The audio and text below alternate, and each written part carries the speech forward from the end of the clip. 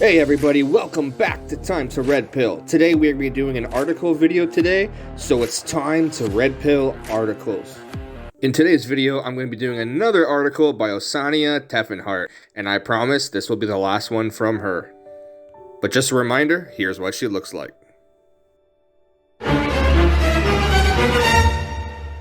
Guys, I'm only going to be spending a few seconds on this one.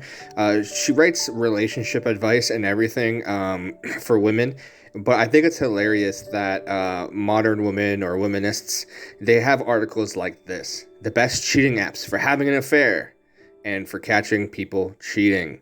So she's basically encouraging people and showing them how they can cheat on their marriage and relationships. Modern women aren't women anymore. So let's get to the main article. Why so many strong women end up with weak men.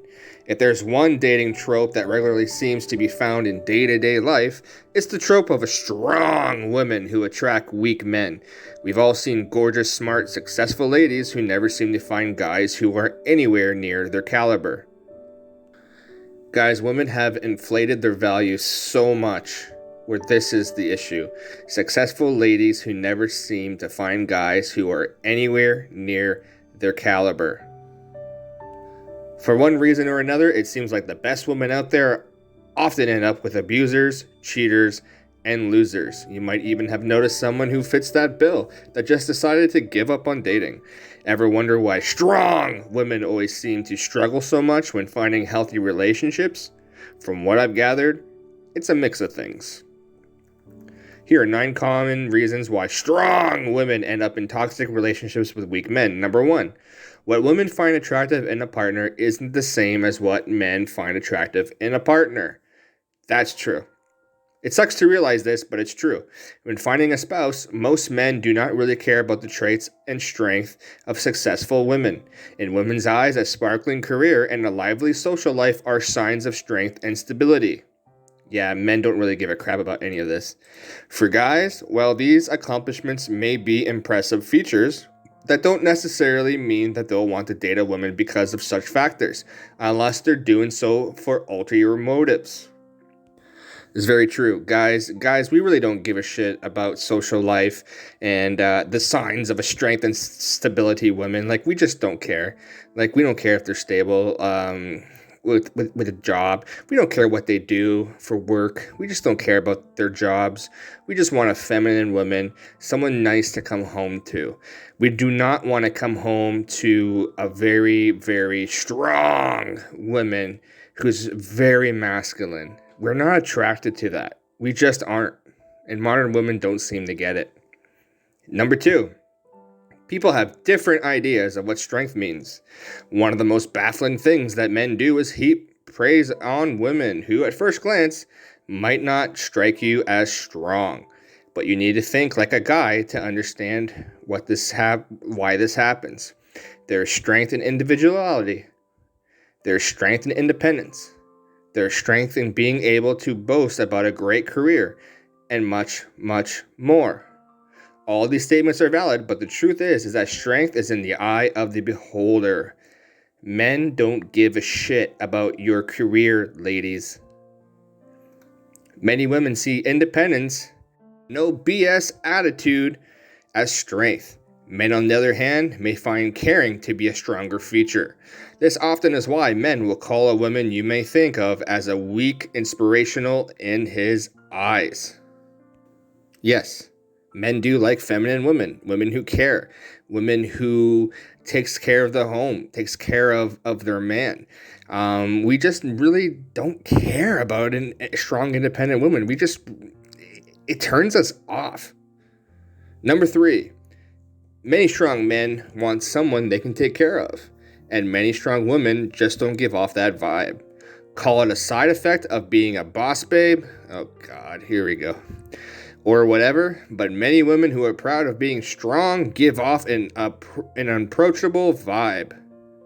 Sadly, this tends to drive away strong men who would mesh well with them if they gave them a chance. No, that's not true. They will not mesh well. Men know what they want. We don't want to be dating basically another man.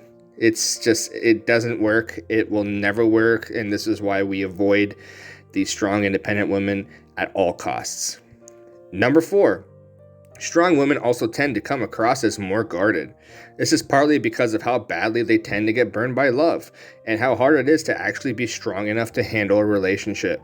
Unfortunately, if you're no longer able to open yourself up to love in a healthy way, there's not much chance of a romantic success for you with anybody. The issue is women would not be burned by love and by relationships if they actually had relationships and had a family instead of riding the in their early 20s. When women are ready to settle down, they've already had 12 years of the CC, and men don't want to date women that have kids. Men really don't want to date women that are post-wall. This is why women are having a hard time being able to open themselves up to love, because they screw themselves over in a younger age. Number 5, there's more reason for a weak man to want a strong woman. That's an understatement. Weak men are often looking for one of the 3 things: a sugar mama, a trophy, or someone that they can control.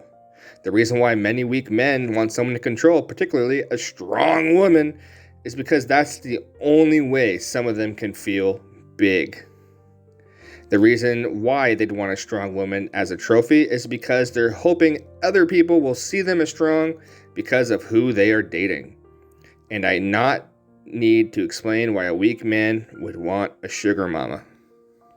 She obviously must be talking about city men, because I live about an hour outside of a city, and I don't really see any weak men here. They're country guys, they're strong, they know what they want. But whenever I drive into the city, that's when you get those soy boys with glasses drinking their little soy lattes. And unfortunately, a lot of women in the city, that's who they date, because that's all they can get, because there isn't a strong men. And, being a womanist, being a strong woman, they want to date men like that so they can control.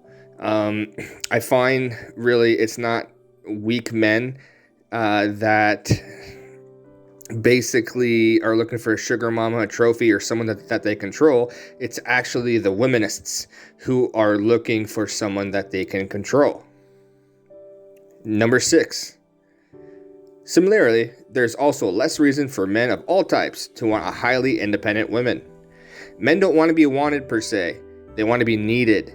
Unfortunately, a lot of women who are the strong, successful, independent types do not really need a man, but desperately want one. Sadly, that vibe is not one that men tend to jive with, and it shows. She's right about that. Men, we definitely want to feel that we're needed. We don't really care to feel if we're wanted. That's a women trait. There's no point in a man being in a relationship if he doesn't feel he's needed, if he doesn't feel valued.